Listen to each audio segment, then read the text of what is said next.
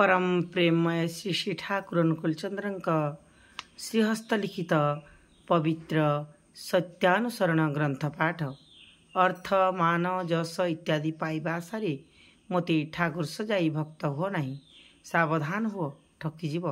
तुमर ठाकुरत्व जाग्रत नहेले केही तुमर केन्द्र भी नहंती। फांकी देले ताहा ही पाइब। तुमे कहना तुमे भीरु, तुमे कहना तुमे का पुरुष, कहना तुमे दुराशय। पितांक आड़को नजर कर, आवेग भरे कह, हे पिता मु तुमरी संतान, मोर आउ जड़ता नहीं, आउ दुर्बलता नहीं, मु आउ का पुरुष नुहे, मु आउ तुमको भूली नरक आड़को दौड़ी जीवी नहीं, आउ तुमर ज्योति आड़को पछकरी अंधकार अंधकार बोली चित्कार करी नहीं। जय गुरु, जय गुरु।